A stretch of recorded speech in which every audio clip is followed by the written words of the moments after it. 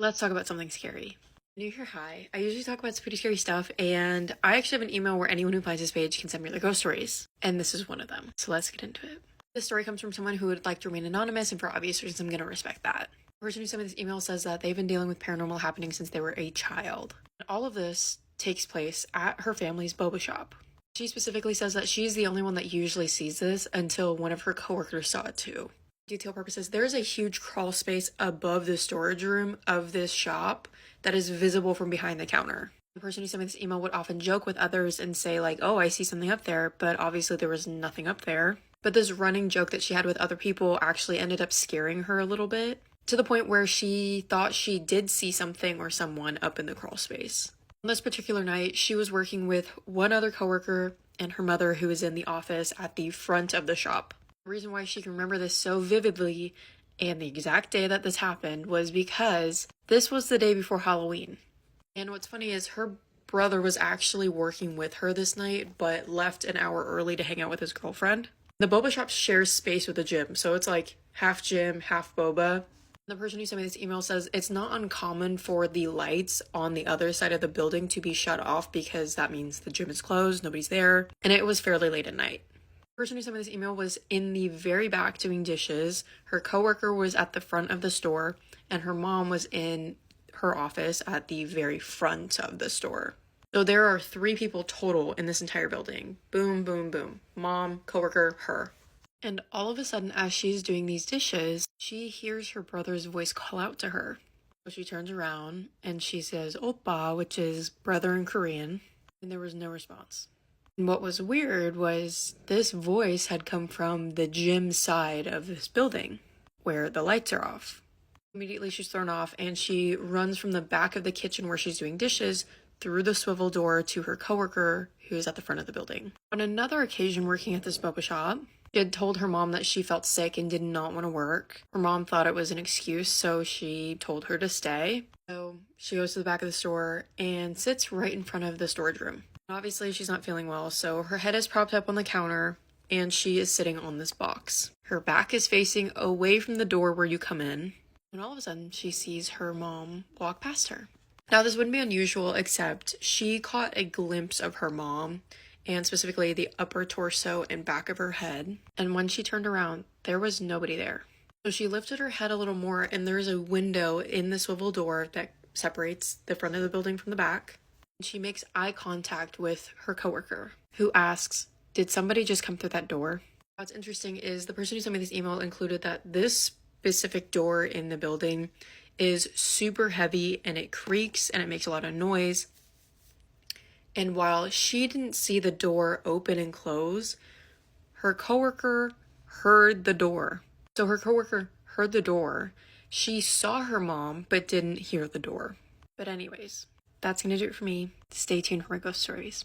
You are not going to believe the story that was sent to me with the video proof. My jaw was on the floor. Also, look at these little cuties. There's ghosts in here. What are you saying? That they should follow me?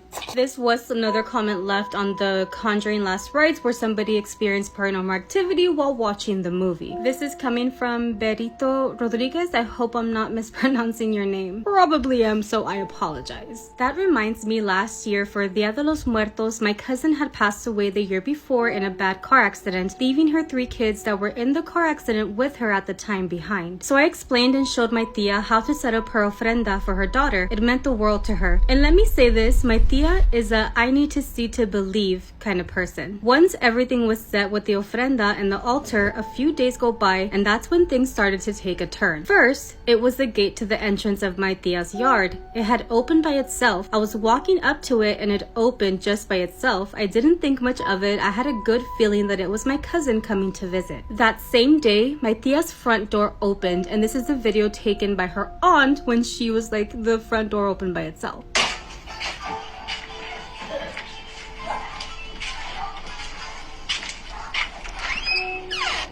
Okay, so again, that same day my tia's front door opened, and after that a good 30 minutes or so passed by and I heard my tia yelling for me. I took off down the hallway and went to go check, and my cousin Millie was in the bathroom recording medical scissors. I didn't see anything wrong with them until they told me to get a closer look, and that's when I saw it. They were moving and levitating by themselves. And of course, she sent me the video. Because I was in here and Millie's like, did you give Vicky stuff? I'm like, no, I needed her burrito.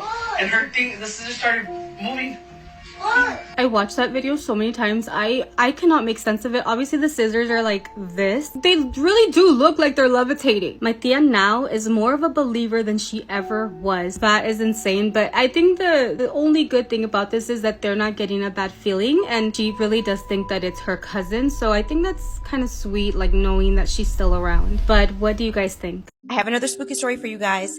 This one was submitted by a nurse who used to work in a maximum security psychiatric hospital, and she believes that one of her former patients was actually possessed rather than being mentally ill. She did not want to be tagged, so I will not tag her, but let's go ahead and jump right into her story. I don't scare easily. I've worked in maximum security psych units for over a decade. That means I've been around patients who were in violent crimes, people who've been found incompetent to stand trial, or not guilty by reason of insanity. When you work with people like this, you learn how to read people. You learn what's mental illness and what's just someone trying to get under your skin. But Steven was different from any patient I've ever experienced.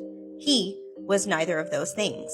Steven had been accused of his roommate. He brutally stabbed him and left his body in the bathtub for 4 days before calling the police. When the police arrested him, Steven told them that it wasn't him, it was the man inside him who made him do it. Ultimately, Steven was determined to be unfit to stand trial, so he was sent to the psychiatric facility where I worked. He had been diagnosed with dissociative identity disorder, bipolar 1 with psychotic features, and PTSD. So, this was a complicated case, but nothing that I really hadn't seen before. For the most part, he kept to himself and seemed a bit scared or on edge, which wasn't unusual for our patients. However, he was very nice to the staff, so no one really had an issue with him. A few months into his treatment, Steven seemed to change. He started having violent outbursts that scared everyone, including some of our more experienced staff. His outbursts were so scary because of the sheer strength that he seemed to have. Even though we had him on the maximum amount of medication that we could legally give him without overdosing, this includes sedatives, Steven's strength was unlike anything I'd ever seen from a human being. It wasn't constant, but when it happened, it came on suddenly. It would happen fast enough to make even trained security staff step backwards. He was able to flip furniture like it weighed nothing. He could yank his bed frame away from the wall with one sharp pull. The meds we gave him seemed to slow him down mentally, but somehow they never weakened his body. The first major incident with him happened after dinner one evening. I heard shouting coming from the day room. It was a low, deep sound that didn't sound like a normal human voice. By the time I got to the day room, staff were standing outside just watching. No one wanted to go in.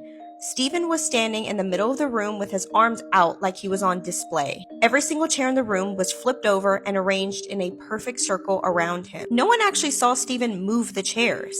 The patients who had been in there swore that they didn't touch anything. Steven just stood there, eyes closed, whispering something that I couldn't make out. When security finally stepped in, Steven opened his eyes, looked right at one of the doctors, and said, "He wanted you to see this." After that, Steven was put into isolation and given a new cocktail of meds. They seemed to work, so a couple of weeks later, I was in his room doing checks, and I decided to ask who the man living inside of him is. Steven didn't answer at first. He just turned his head slightly to the side as if he was trying to hear something. Then, without looking at me, he said, "You wouldn't understand." I told him that the man is not real and that he doesn't have to listen to him. Steven responded, "He's older than me, older than this place.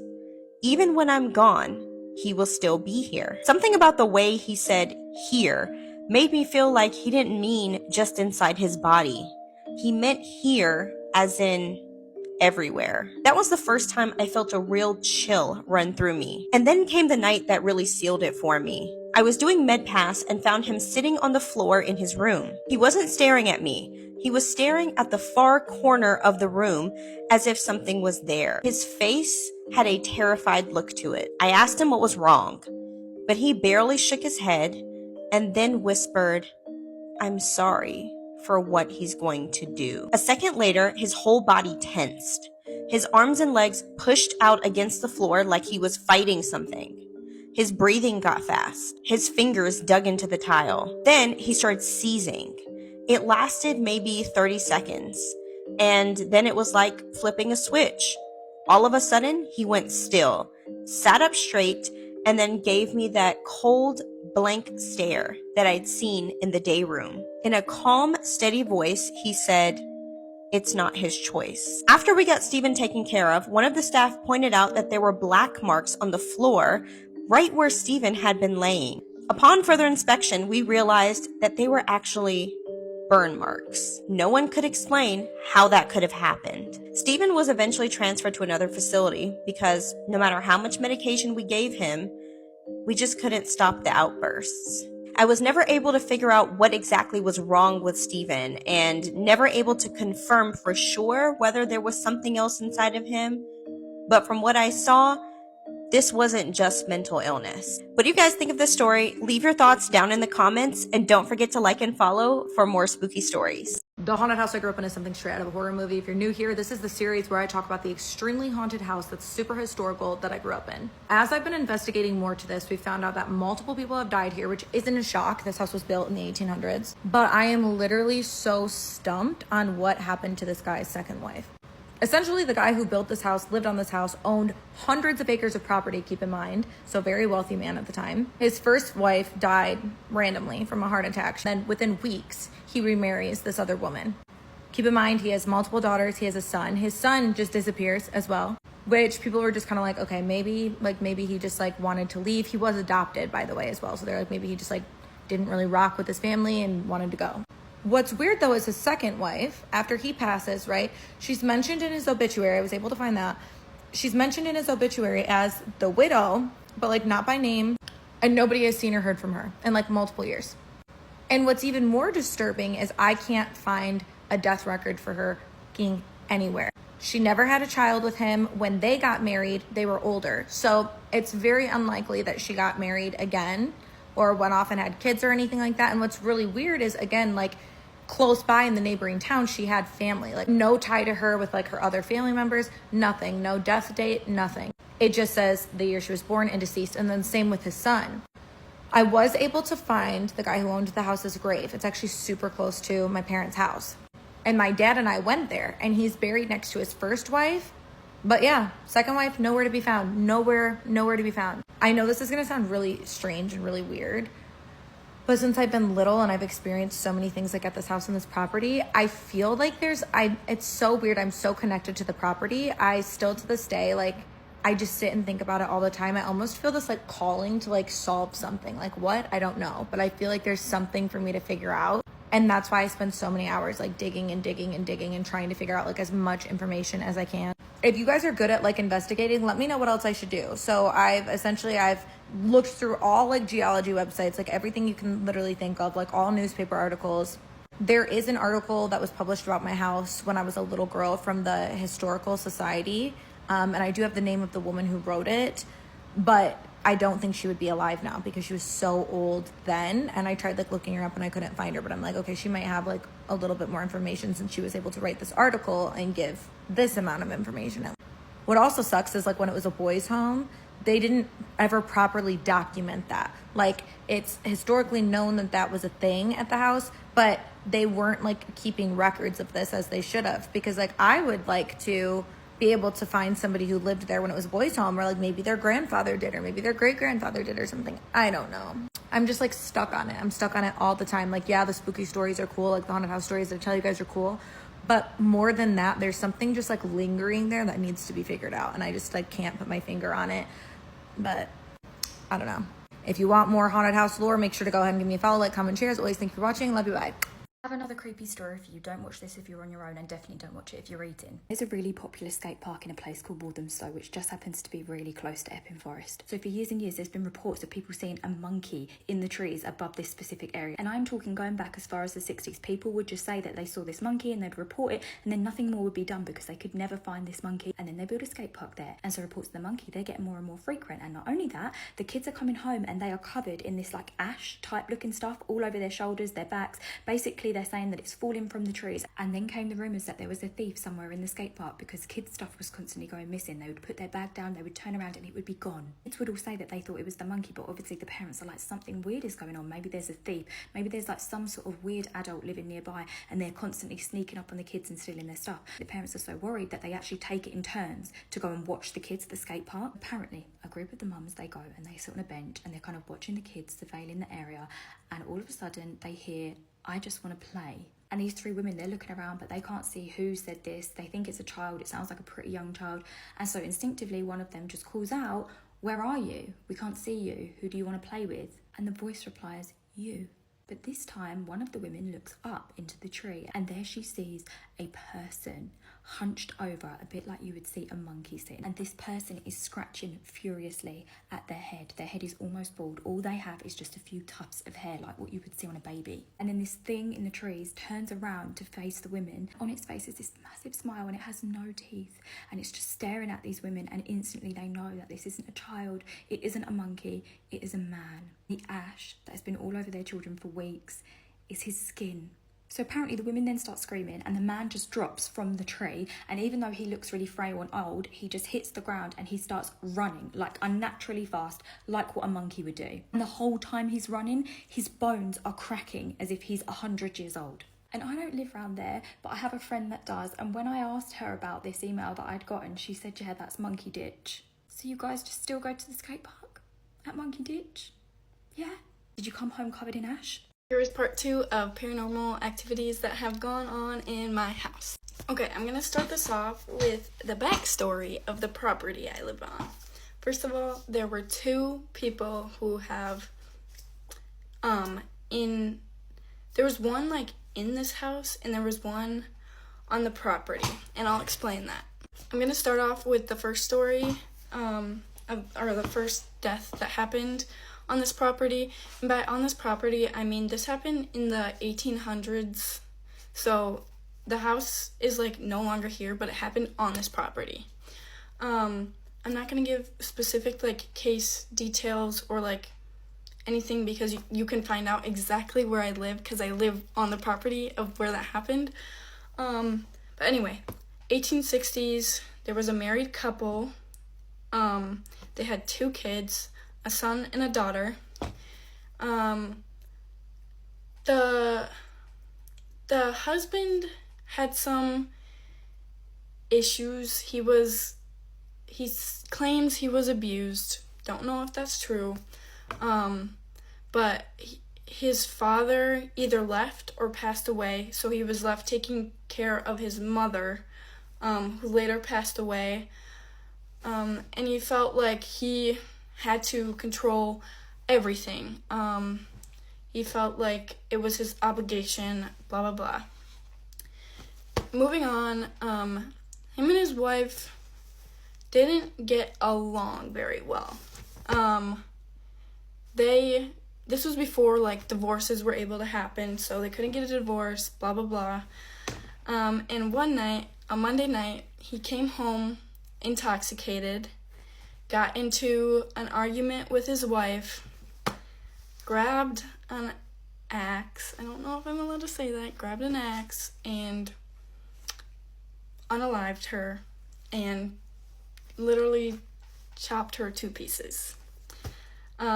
Later on, the son found the body. He was later arrested, but that's the first death that happened. The second death that happened was in this house. An old lady died of old age. Nothing malicious happened, just passed away. And we will come back to this. So now back to the stories. This happened to David and my older sister. They're engaged. Doesn't matter, but anyway. I'll set the scene for you. It happened in my kitchen upstairs. The kitchen's like right here. I'll do a sideways view. Kitchen right here, and there are stairs like over here that go down behind like the kitchen wall. And then right next to the kitchen, there's a hallway going back here. My sister came upstairs while David was cooking dinner, so we thought it was my sister. She came upstairs, and the dog, Scrappy, he had gotten really spooked by something. David doesn't know what's happening, but he crawls with his like tail wedged in between his legs, like you know what a scared dog looks like, and he like runs downstairs. And my older sister is in the bathroom at this point, so David like is just cooking dinner, minding his own business, and my older sister starts asking him some like weird questions.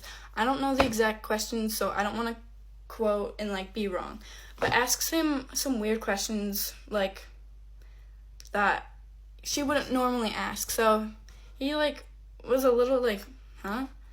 And then my older sister ended up coming out of the bathroom and going through the back hall and just left it at that. And then David ended up going downstairs. Keep in mind, my older sister went in the back hallway. David went downstairs and went into his room, and there's my older sister sitting on the bed with her headphones on. And David looks really confused. He's like, weren't you just upstairs? Didn't you go in the back hallway? And my older sister's like, no, I've been down here like for a good hour or two. And he's like, I was just having a whole conversation with you upstairs. And blocking out her name. She was like, that wasn't me. Like, I've been down here. So I want to say that was a mimic, but it didn't like hurt him. So, and mimics are usually dangerous, like, so, but I mean, looked exactly like her, talked like her. I mean, obviously like talked different, but had the same voice as her. But my older sister was downstairs the whole time. David was talking to a mimic. This story happened to my mother. I love her. There was one night she went to bed, woke up middle of the night, 2, 3 in the morning, and her window was open, and there was, she couldn't make out the figure, but there was a dark, like, non-human figure staring at her through the window. I'm pretty sure this was after we had the house blessed, so maybe trapped outside, blah, blah, blah. She said a prayer until she repeated a prayer until she fell asleep, and that was that. Didn't hurt her, anything, just was watching her. This actually happened, I want to say a week or 2 ago. I was home alone, chilling in my basement, and all of a sudden I hear the door open upstairs, and then the sink turns on, and I can hear the sink running and the water coming down the pipes, and then it turns off. And so I'm thinking someone like broke into the house, and I'm like, what the heck? So I texted my dad. I'll show you. Okay, here's the text messages from that night. Can you check the cameras? I heard a loud bang, which I thought was the door, but it was pretty loud. And then I swear I heard something, and then the sink. So there are obviously like non-evil spirits and ghosts. So we think that's the old lady that died in this house, because like things like that will happen, just like innocent stuff, like doors will open, blah blah blah, things will run. just stuff like that, just like innocent stuff. And sometimes ghosts just like to feel at home, and they do like homely stuff. So that's all I can say about that one. There was another time where my whole family was sleeping in the basement because we were just having a sleepover in the basement. Keep in mind, none of us were on the remote or anything. Like, the remotes were sitting on the table. At like 3 a.m., the TV goes off at full blast. It's full volume. I mean, we never even have the TV close to full volume, but it goes off full volume. My whole family like jumped up and we were like, what the heck? So that happened too. If you guys want me to show any of like the scenes of where this happened in my house, or have any questions you want me to answer, feel free to comment and I'll try to respond as much as I can. Also, I came up with an idea. I don't know if this is a good idea or if you guys are interested, but I will put my email in my bio. If you guys want to email me your stories and then I can tell them, I think that would be like a fun thing to do, but I don't know if anyone will actually participate in that, but I love telling stories.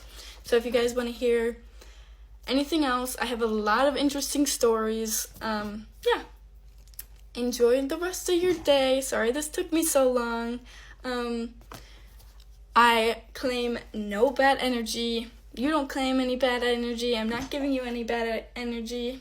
But stay safe. Love you guys. Bye-bye. This is the scariest camping story I've read so far, and it is specifically about Girl Scouts. So let's get into it. And I just want to be super clear, I randomly picked this story from my inbox, and it just happens to be one of the scariest ones I've read. But this story comes from Hannah, who immediately starts describing a Girl Scout camp. And that immediately drew me in because I used to be a Girl Scout, and I know exactly what these sleepaway camps look like, and they are absolutely terrifying to begin with. And just to set the scene, every Girl Scout camp that I've been to is literally in the middle of nowhere. And I'm talking like cabin in the woods kind of vibe going on, where you have to like walk to the outhouse kind of thing. I don't know how much Girl Scout camps have been renovated since the story or since I've been a Girl Scout, but that's my experience and that's this girl's experience. Anyways, this girl goes on to describe the campsite that they were staying at. And it is exactly the way that I was describing it to you. There are 4 cabins. She was staying in cabin number 3.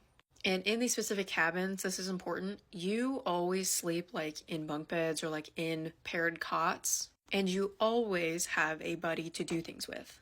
And again, this is just obviously for safety, and if you have to get up in the middle of the night, you're not just walking in the middle of nowhere in the dark by yourself. And that's exactly what this story's about. Hannah wakes up in the middle of the night and needs her buddy to wake up with her to walk to the outhouse. Mind you, the outhouse is like 3 to 5 minutes away, and her bathroom buddy is sleeping on the top bunk next to her. So she kind of turns over and goes to wake this girl up. And as her eyes are adjusting to the dark, she can see this girl sitting up in her bed looking straight forward.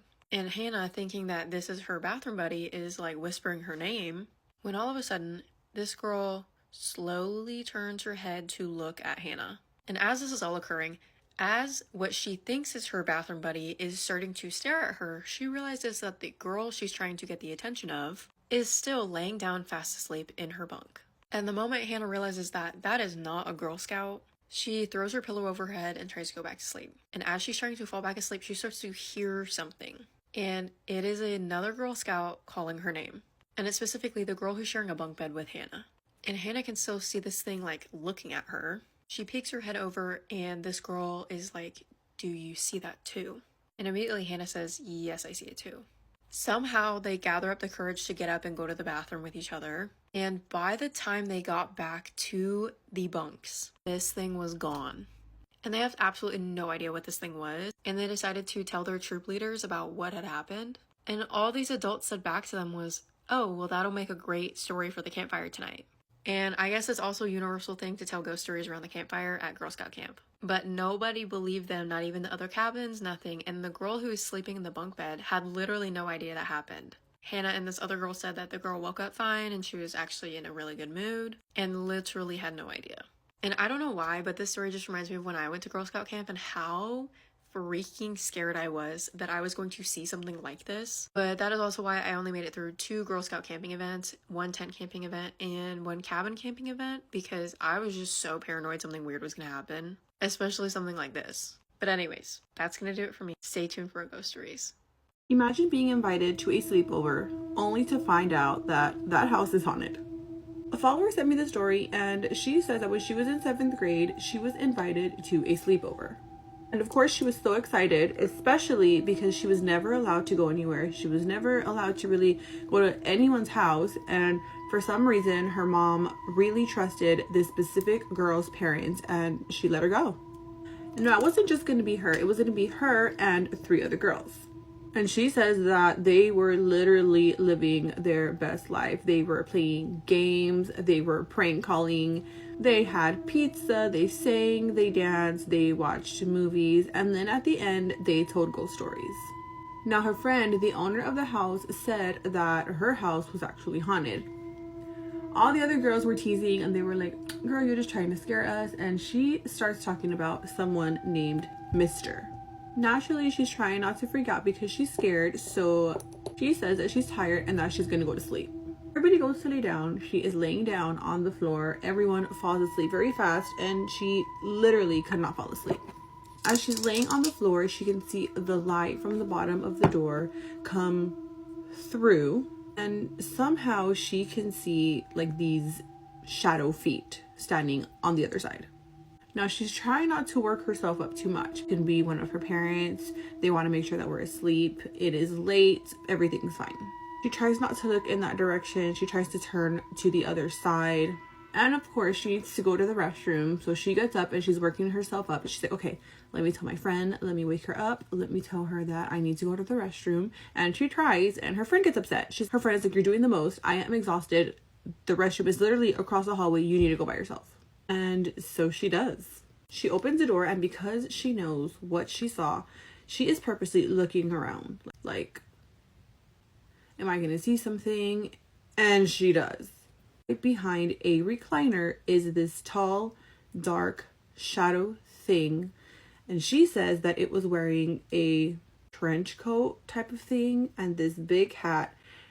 And she explained him to look literally like the Hat Man. For some reason, he just freaks me out. She goes to the restroom, she does her business, comes straight back to the room, and that is the last time that she ever decided to stay at anyone's house. She was literally left traumatized. And honestly, I get it. If I were to see the Hat Man, please no.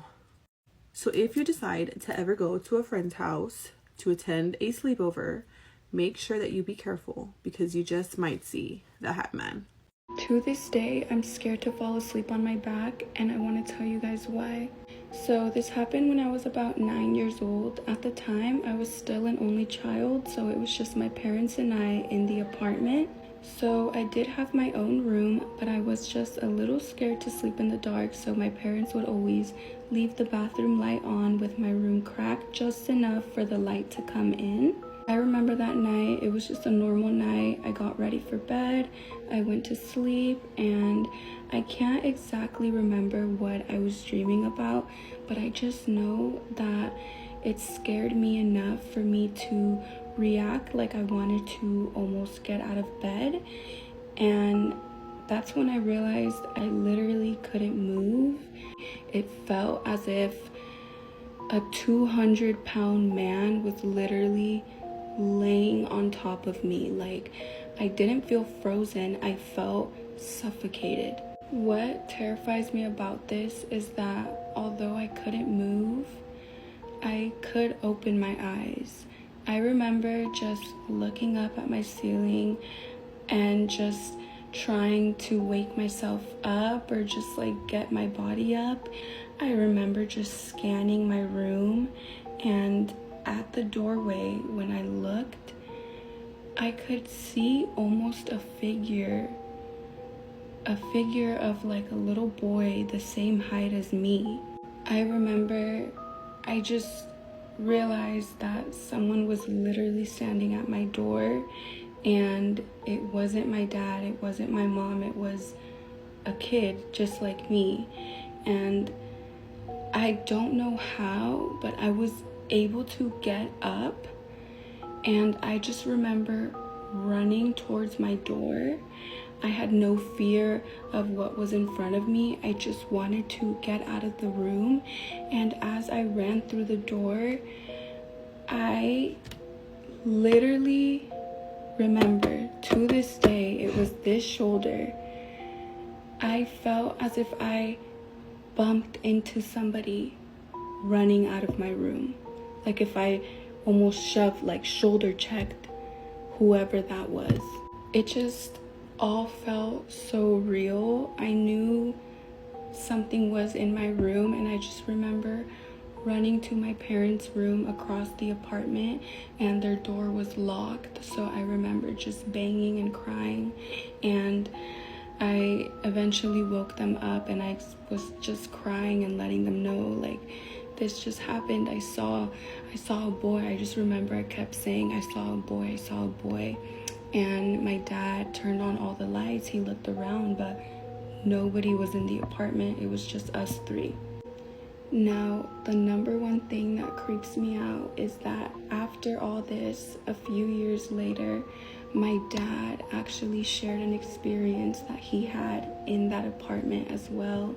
And it just makes me realize that what I saw that day was real, because I wasn't the only one that experienced something in that room.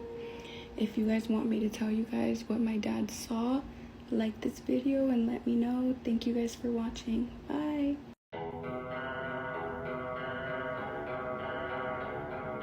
I did that blue baby thing once, and I remember it was like if you did it right, you'd hear a baby crying. Early the next morning, I woke up to a baby crying. My dad swore it was next door, but none of my neighbors had kids that young. Played Bloody Mary, and my brother saw her sitting in the shower. He never gets scared, and he ran out of that bathroom, closed the door, and didn't open it again until the next day. So many people say that the cat scratch game in particular was so scary because it actually worked for them. I've never tried that and never will. I got this Ouija board app on my phone years ago, and I was just messing around with it, thinking it wouldn't work because it was an app. I was home alone and in my basement on call with my friends when I asked where the spirit was, and it said it was under a car. I laughed because there were no cars home. A few hours later, I was in my room, still on call with those friends, and we were telling scary stories. I heard my older sister yelling my name from the front door, telling me to let her in. So I left my mic in my room and walked to the front door and froze.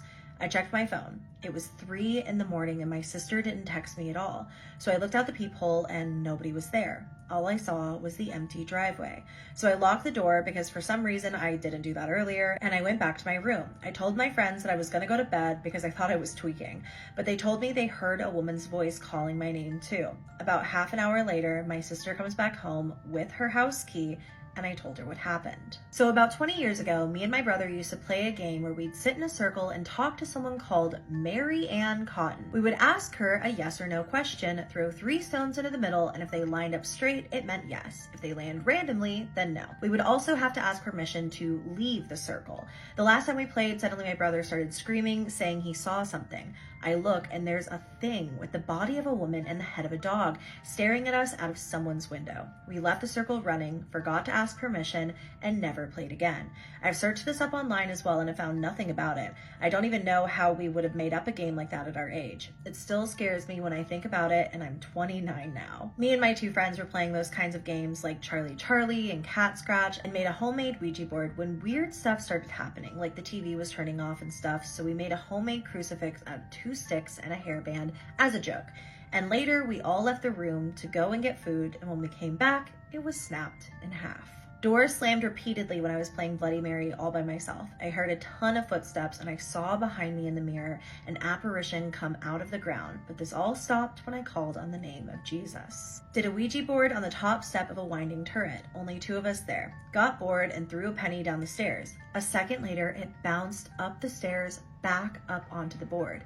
When I tell you we ran.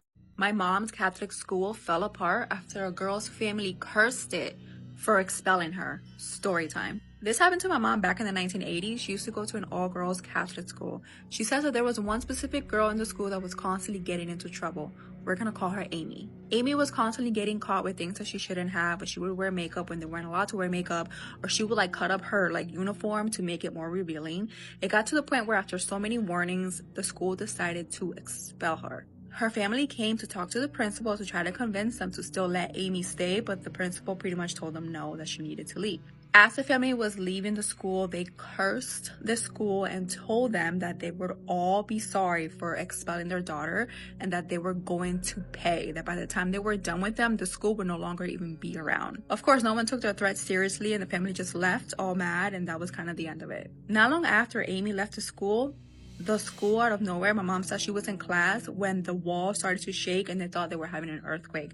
So everybody panicked and ran outside thinking that like the school was gonna collapse. When they made it outside, they realized that there was no earthquake. The building was the only thing that was shaking. Nothing else around it was shaking.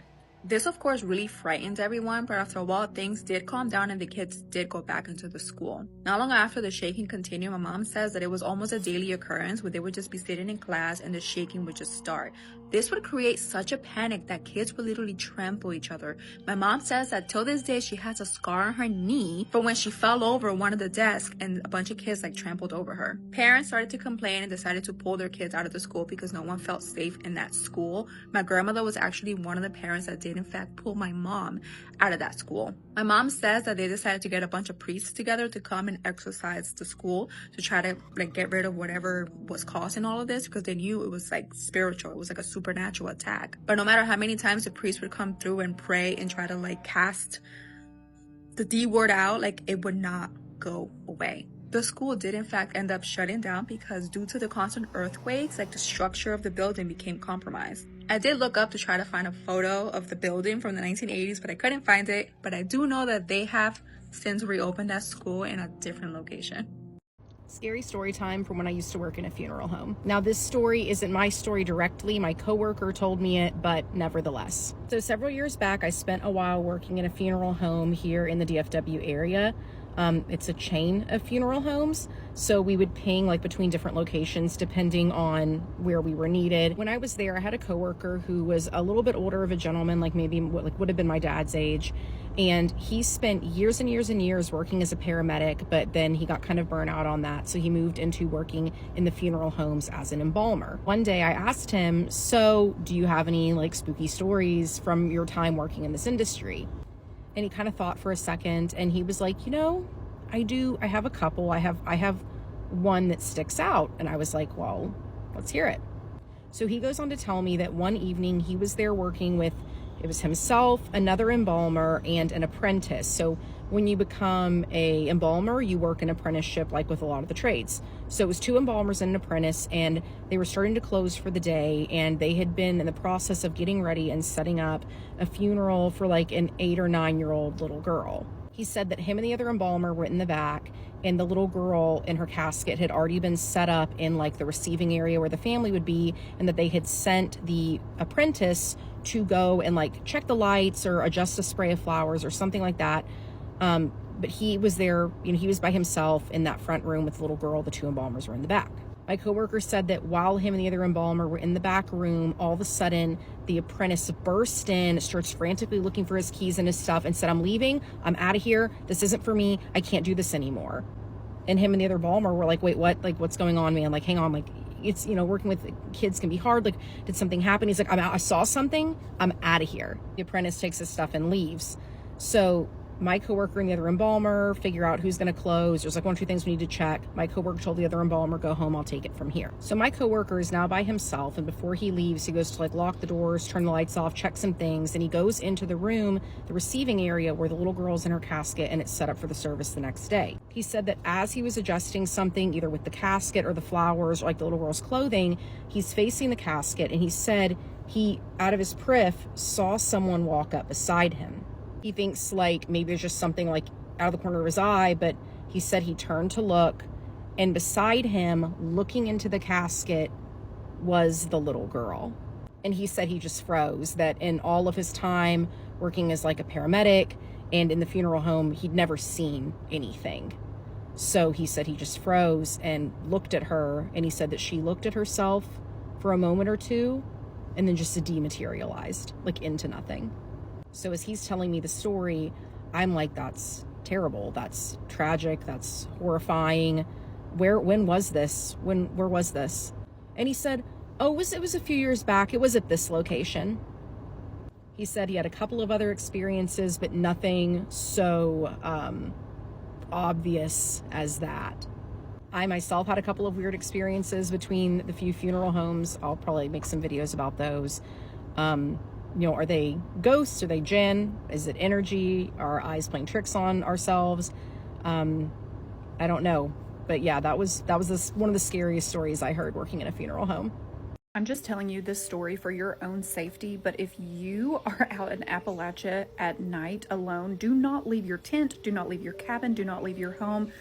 This story is terrifying. If you're watching this at night, I would just save it and watch it again in the morning because it is really scary. This story comes from a girl named Sam. She lived out on the West Coast, but she loved being outdoors and had always wanted to hike up the Blue Ridge Parkway and go camping in Appalachia. She drove the whole way with her tent because she wanted to stop at different points along the Appalachia Trail and hike. She was driving down the Blue Ridge Parkway in western North Carolina when she said she got an Amber Alert on her phone for a small child that had went missing in that area.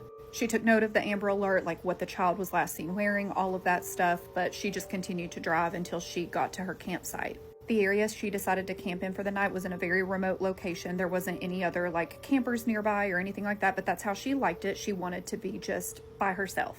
She had started a fire, ate some dinner, and then decided she was just going to go into her tent for the night and get ready for bed. She said she was almost asleep when she heard from out in the distance a child screaming and crying.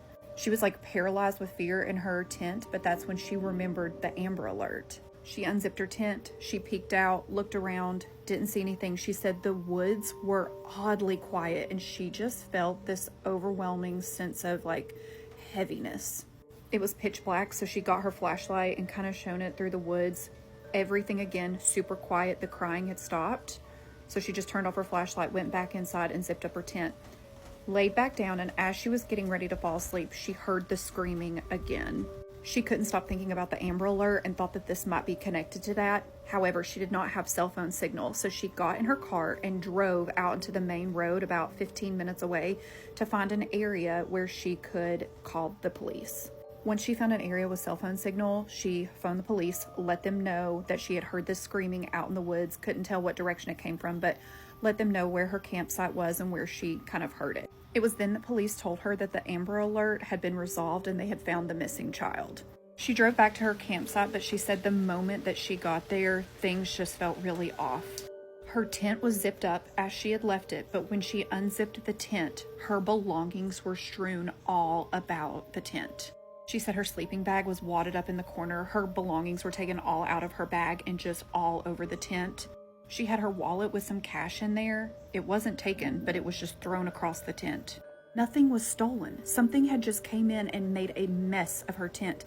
Now, I would say this could be an animal that came in there looking for food, but how was the tent zipped up? An animal can't unzip, get in, and then leave and zip the tent back. And if it was a human trying to rob her, why didn't they take her money? Why didn't they take anything? Sam does not waste any time. She is just grabbing her stuff to pack it all away so that she can get out of there. She was getting ready to take down her tent when she started hearing the screaming again coming from the woods. And that's when she decides to just leave her tent and get in her car and drive away.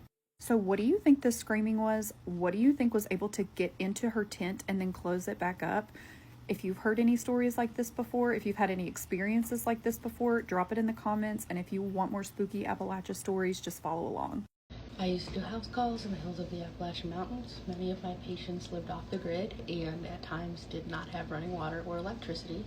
I traveled in a lot of areas where there was no cell service and I didn't have GPS, so I would navigate to people's homes using the compass in my car and a map.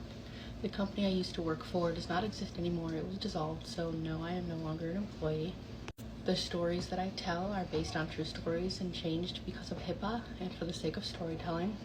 I still do house calls for a living, but I work in the inner city. A lot of people have asked that question.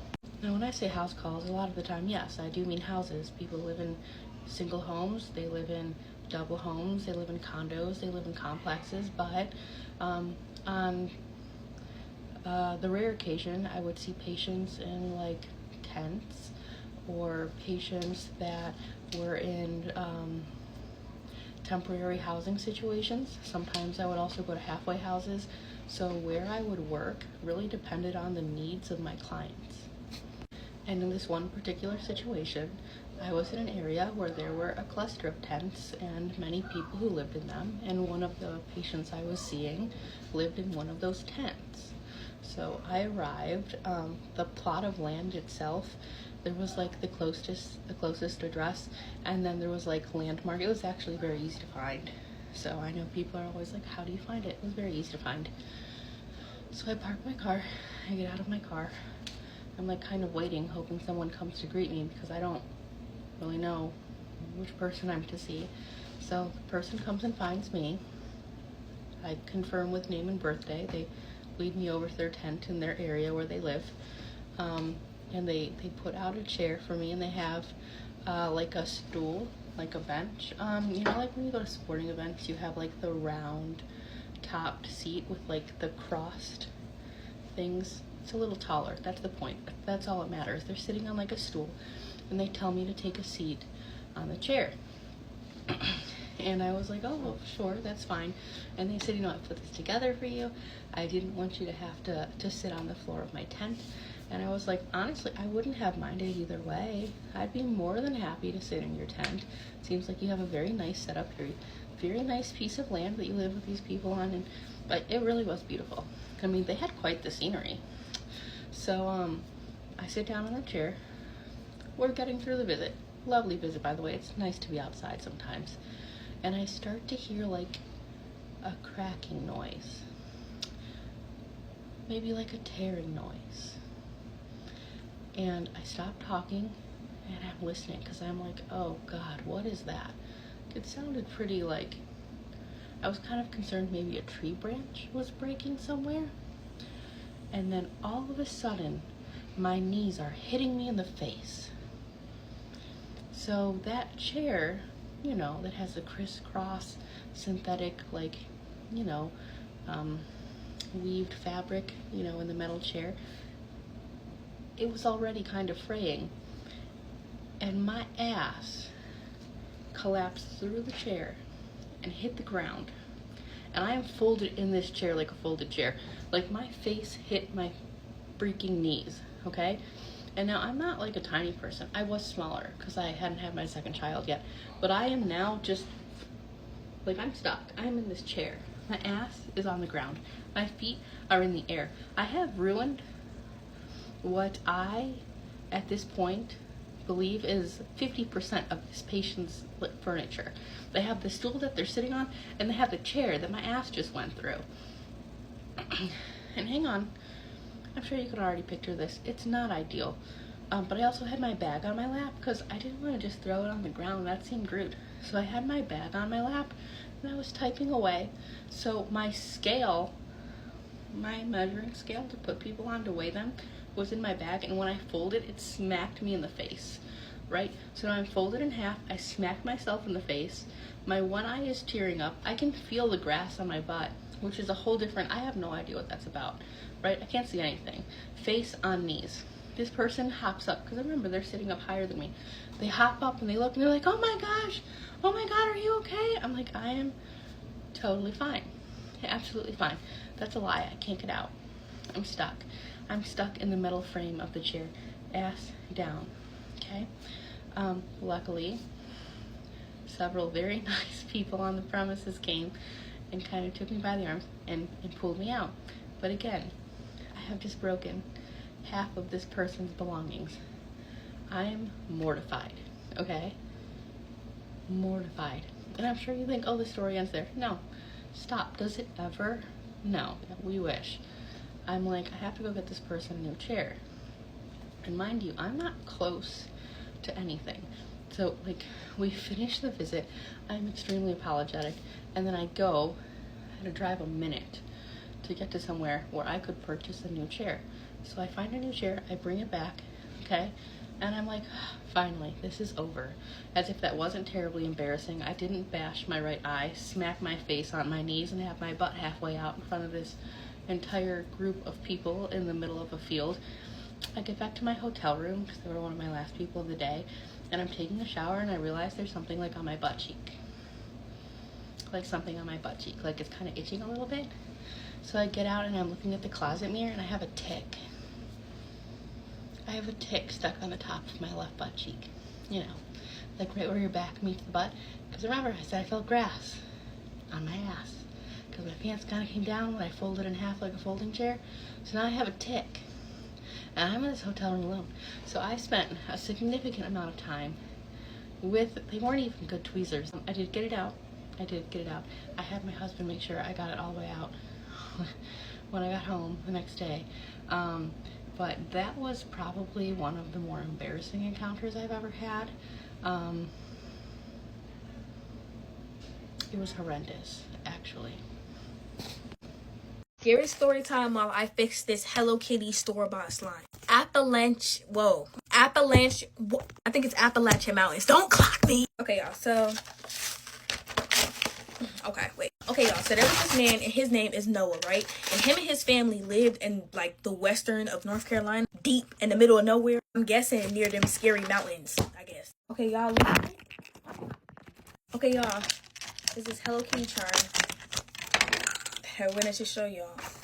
I might start sending y'all these store-bought slimes if y'all want. So growing up near them creepy mountains that everybody is always talking about, they all had this one specific rule. If you hear whistling outside, don't you dare pay attention to it. Don't move, don't look for the noise, just act like you don't exist. Now, obviously, it's that one person that be like, like I don't really care. Ooh, this slime smell good. Ooh, I don't think I have to do much fixing, y'all. And Noah didn't really believe in all that scary crap up until last October. Y'all, this slime don't really need to be fixed, so I'm just gonna add the other stuff in it.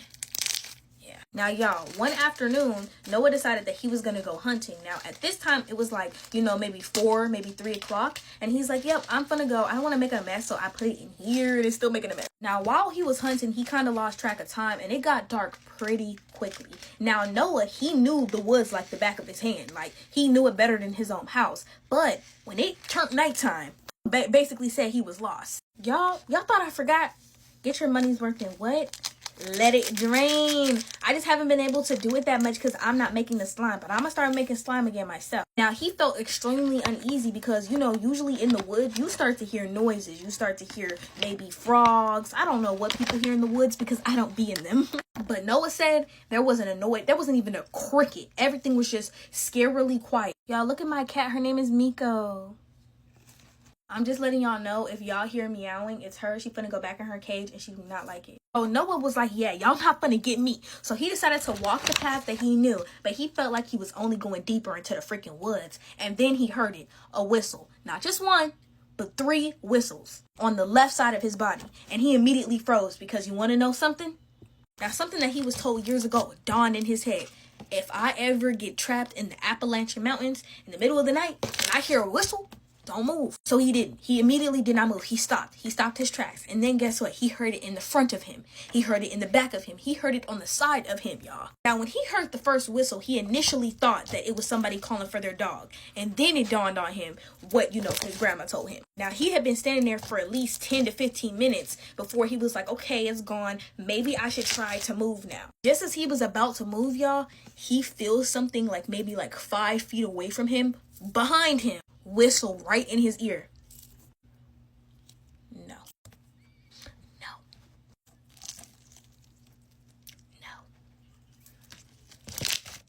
He made the right decision by not looking back. So he just decided to slowly walk down the path that he came from. Y'all, when he go home, he immediately runs to his grandma. Now, keep in mind, he's sweating, he's pale. He looks like he just seen a ghost because technically God knows what he's seen. His grandma like, what's wrong with you? And then she literally looks at his face and she could tell. She go, mm-hmm. And he tells the grandma everything that happened. And then she goes, quote unquote, it tried to see if you were new. It loves to test the new ones, but you passed the test. Grandma, what do you know that I don't, Grandma? What is it? Noah, he stopped going outside, y'all. After 3:30, yeah, he's inside of the house. That traumatized him. And y'all, honestly, what do y'all think about this slime? I think that this is actually the best store-bought slime that I've had. It wasn't overactivated, you know. It's perfectly stretchy and it's cute and it smells like really freaking good. So I am going to try to do a poop.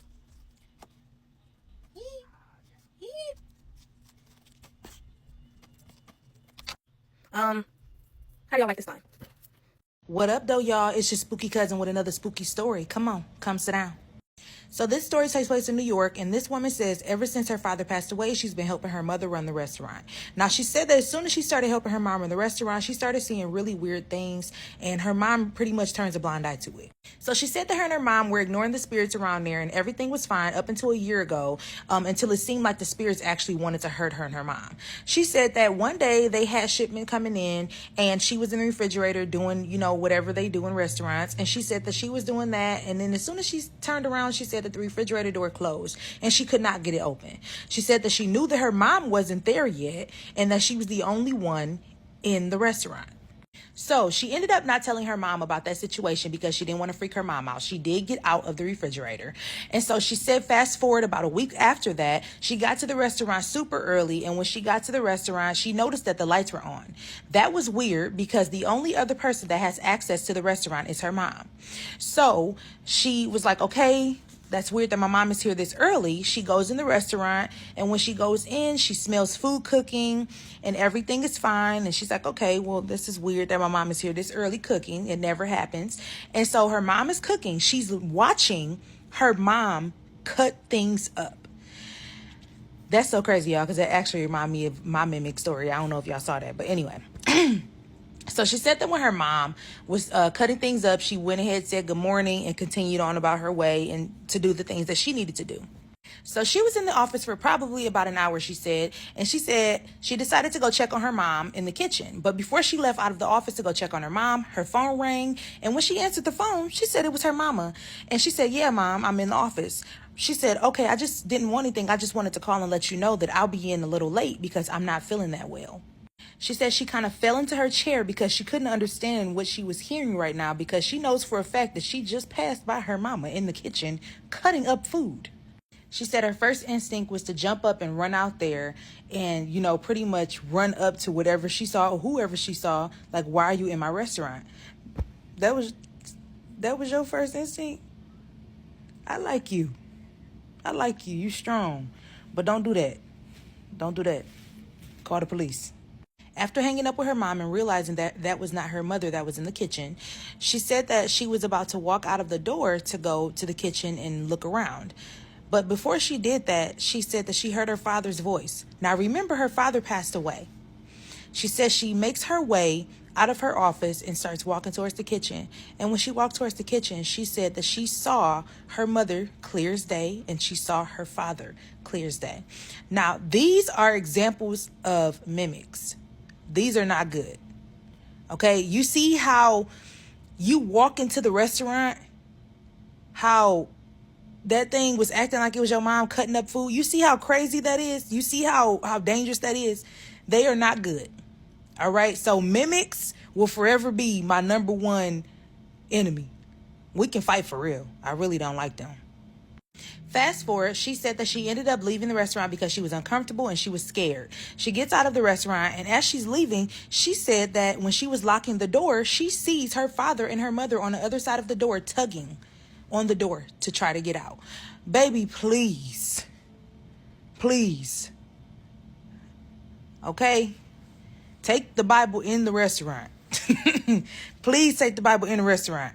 Pray around the restaurant. Y'all, when I tell you, that's some scary stuff. Imagine some dang on bad spirits trying to track you down, basically trying to come with you. Who you coming with? You're not coming with me, baby. You're not coming with me. Let me tell you something. Please make sure y'all bless that restaurant. Please make sure you bless the restaurant. That's all I can tell you, baby. And then I'll message you with further details.